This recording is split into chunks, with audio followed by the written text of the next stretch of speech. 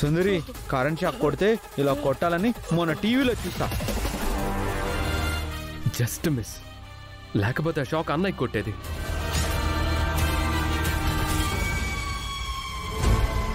ఏమై ఉంటుంది?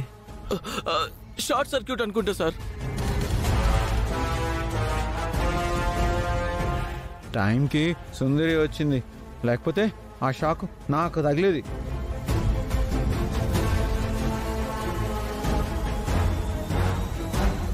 టైంకి వచ్చి అన్నయ్యని సేవ్ చేశారు. సుందరి థ్యాంక్స్. ల్యాప్టాప్కి ఎలా షాక్ కొడుతుంది?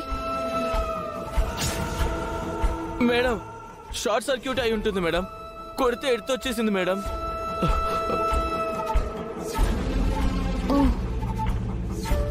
ఎలక్ట్రీషియన్ని పిలిపించి మొత్తం అంతా చెక్ చేయించండి. అలాగే సార్. సుందరి, నాకు ఆకలిస్తుంది. రండి. పద.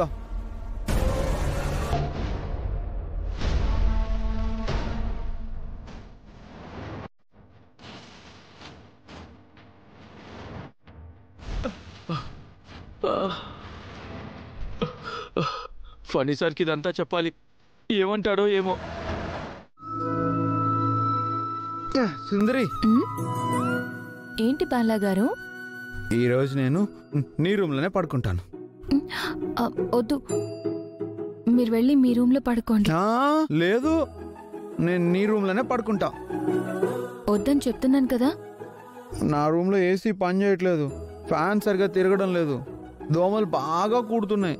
అందుకే నేను నీ రూమ్లోనే పడుకుంటా, ప్లీజ్.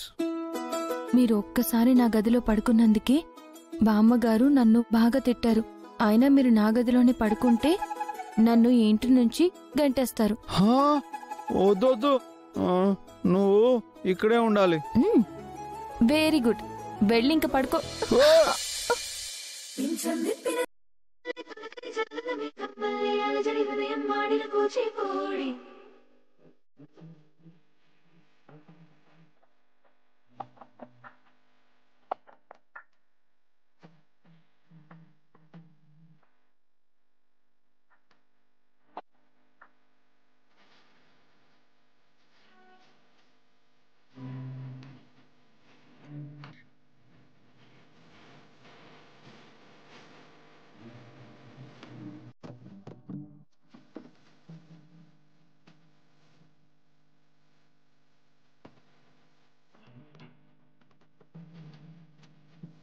సుందరి, ఓకే కదా నువ్వు? సుందరి, నేను ఎలా పడుకోను? దోమలు కూడుతుంటే నాకు అస్సలు నిద్ర రాదు. మీ దోమల ప్రాబ్లంని నేను సాల్వ్ చేస్తాను. ఎలా? పదండి.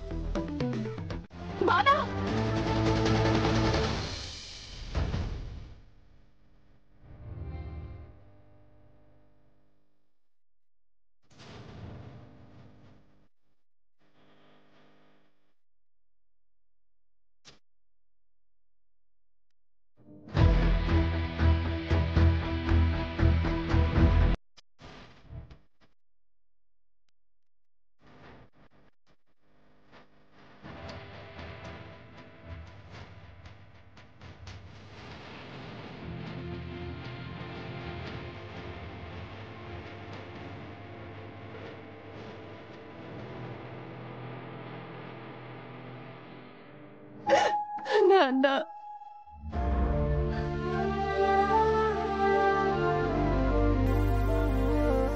ఏమైంది డాక్టర్?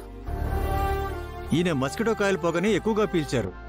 అది బాడీలోకి వెళ్ళి హానికరమైన విషవాయువుగా మారింది. దాని ప్రభావం వల్లే స్పృహ తప్పి పడిపోయారు.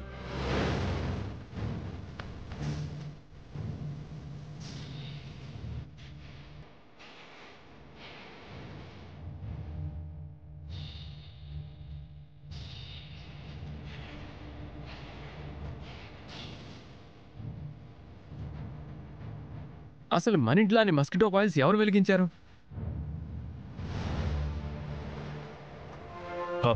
మన ఇంట్లో ఇలాంటి మస్కిటో కాయిల్స్ వాడం కదా.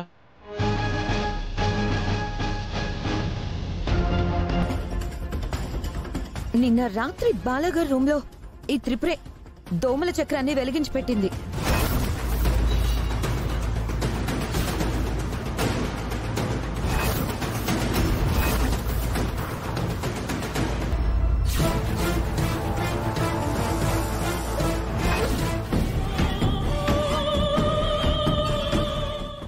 అనుకున్నాను, ఇలాంటి పనులన్నీ తనే చేస్తుందని నేను అనుకున్నాను.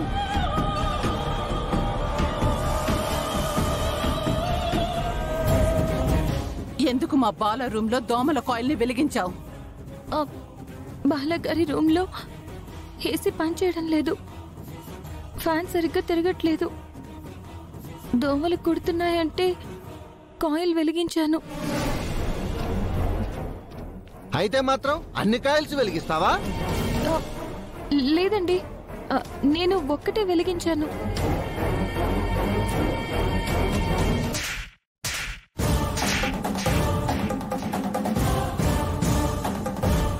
అమ్మ త్రిపుర,